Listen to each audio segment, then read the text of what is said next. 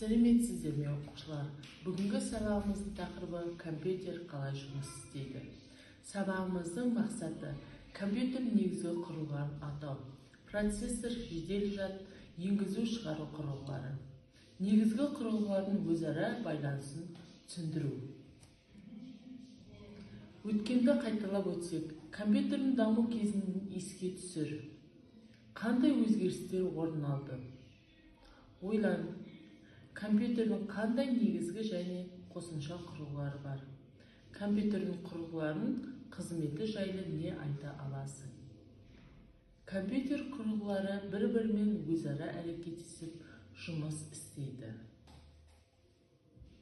Компьютер ақпаратты өңдеуге арналған құрылғылар жиынтығы. Монитор, жүйелік блок, пернетақта. Компьютердің ең негізгі құрылғысы жүйелік блок. Компьютердің негізгі ақпараттық құрылғылары мәліметтер мен ақпаратты енгізу, кодтау, ұсынуға арналған енгізу құрылғылары. Программалық жасақтаманың және есептеудің нәтижелерін сақтауға арналған ішкі және сыртқы компьютер жады. Мәліметтер мен ақпаратты өңдеуге процесін басқаратын негізгі құрылғы процессор. Өңдеу нәтижелерін шығаруға және қағазға басып шығаруға арналған шығару құрылғыларынан барлық құрылғылар арасында ақпарат тасымалдау қызметін атқаратын жүйелік шиналардан тұрады. Жүйелік блоктың бүйір қабырғасында жақтауын ашып, ішіне үңілсек, онда орналасқан құрылғыларды көреміз. Бұл құрылғылар компьютерде әртүрлі қызмет атқарады. Аналық тақташа компьютердің ішкі құрылғыларын бір-біріне байланыстыратын шиналар орналасқан тақташа.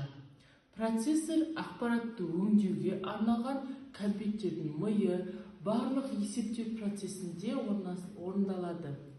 Өңдейтін деректер процессорге жедел жад арқылы келеді. Қатқыл диск компьютерді өңдеуге жедел жадтағы деректер жойылып кетеді. Сондықтан деректерді компьютерде ұзақ уақыт сақтауға арналған қатқыл диск құрылғысы қолданылады.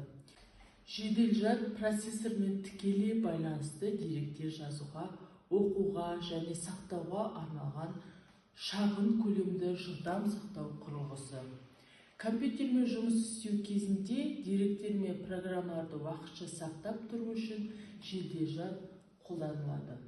Бейнедәптер, графикалық карта, бейнекарта, компьютер жадында кескінді мониторға бейнесигнал түрінде жіберетін құрылғы. Заманауи бейнедәптерлердің түрлері бейнелерді өңдеуге арналған өз бейне процессорлары бар. Дыбыстық адаптер құрамына дыбыстық процессор мен басқа да көмекші құрылғылар кіретін құрылғы. Олардың көмегімен қажет деңгейде дыбыстық сигнал құрылады. Дыбыстық адаптер арқылы компьютерге дыбысты енгізуге әрі таңдауға болады. Жеделдік адаптер, карта. Компьютерді басқа компьютермен желі немесе интернет желісі арқылы байланыстыратын құрылғы. Қоректендіру блогы. Қоректендіру блогы 220 вольт айнымалы тоқ көзінен алынған кернеуді компьютердің ішкі құрылғылары жұмыс істейтін 5 вольт, 12 вольт көлемінде режиміне ауысатын құрылғы. Жаңа сабақты меңгеру кезінде порт компьютердің аналық тақташасына орналасқан электронды құрылғы. Порттарда сыртқы құрылғылар қосуға арналған қосқыштар бар. Порт компьютер мен оған жалғанған сыртқы құрылғы арасында дерек алмасуға арналған. Порттарды екі топқа бөлуге болады.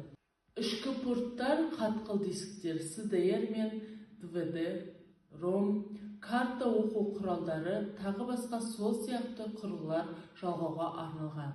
Ішкі порттар аналық тақташасында немесе қосымша кеңейту құрылғыларында орындалады. Магистрал кең арна компьютерді барлық құрылғы арасында өзара ақпарат алмасуға ұйымдастыратын құрылғы. Магистрал компьютердің барлық құрылғыларын, процессор, жедел жад мен ақпараттарды енгізу мен шығару құрылғылары жалғанатын сымдар жиынтығынан тұрады. Оларға мәліметтер шинасы, адрес шинасы мен басқару шинасына жатады. Сыртқы порттар әдетте компьютерлік жүйелік блоктардың артқы панелінде орналасады. Сыртқы порттар сыртқы құрылғыларды қосу үшін принтер, сканер, плоттер, бейнекескін құрылғылары, модем және тағы басқа қолданылады.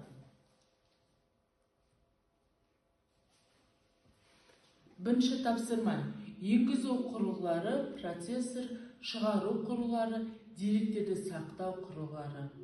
Бұндағы дескриптор компьютердің негізгі құрылғыларын дұрыс айта білу және де құрылғылардың жұмысын ажырата алады.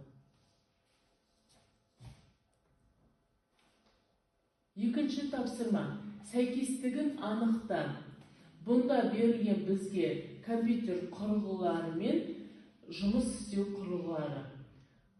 Компьютер сақтайды, өңдейді, енгізеді, шығарады, басқарады, көрсетеді, жалғанады сөздермен сәйкестендіруіміз керек.